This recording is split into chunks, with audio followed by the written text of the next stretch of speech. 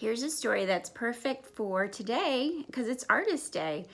This story is called Artist Ted, and it is written by Andrea Beaty and Pascal Lemaitre.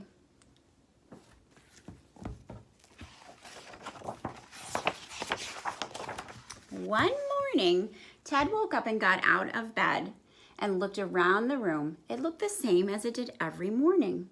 That's not good, thought Ted. I need an artist to spiff things up around here. Ted looked everywhere, but he couldn't find one. And since Ted couldn't find an artist, he became an artist. Every artist needs an imagination.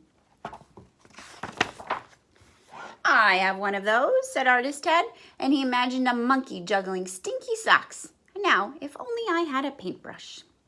Artist Ted did not have a paintbrush, so he made one. Artist Ted didn't have any paint, so he made some of that too.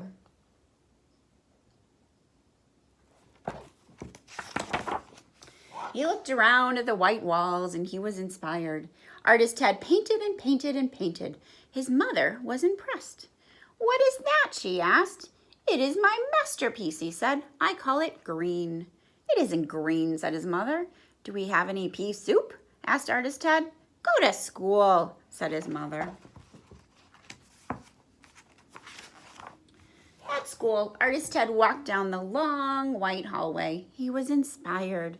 He painted and painted and painted. Principal Bigham was impressed. What is that? He asked. I call it Principal Bigham, said Artist Ted. I don't look like that, said Principal Bigham, and he turned bright red. A masterpiece, said Artist Ted.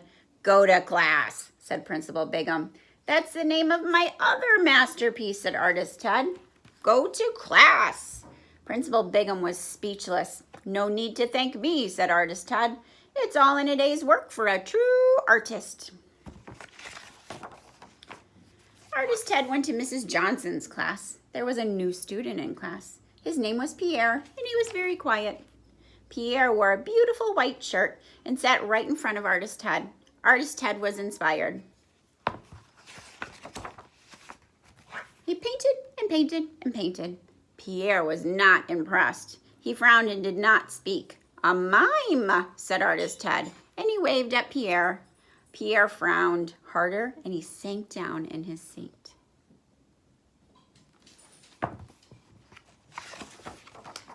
At lunch, Artist Ted sat by Pierre.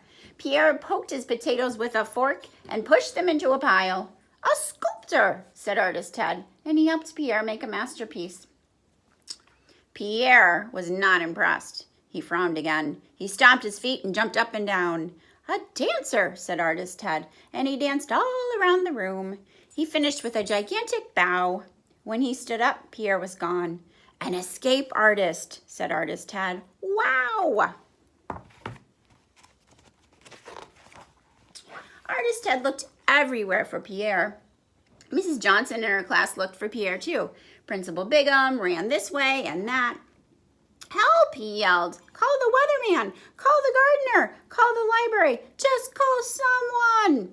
But Artist Ted was already there.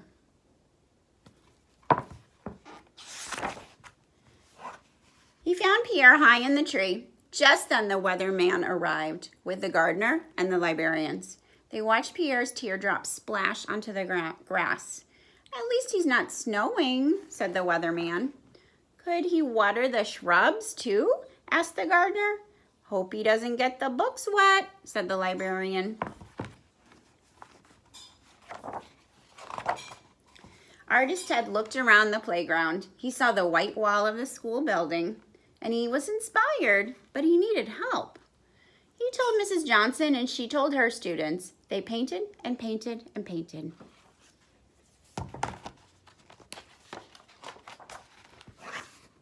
Welcome, friend. At last they finished. A work of art, said Artist Ted. Just then, someone grabbed his paintbrush. It was Pierre. He looked at the wall and he frowned. Pierre painted and painted and painted. At last he finished too. Pierre stopped frowning. Welcome, friends. A masterpiece, said Artist Ted. Pierre smiled and waved. You are a true artiste, said Artist Ted. Keep the brush. That night, Ted put away his paints and went to bed knowing he had done a good job.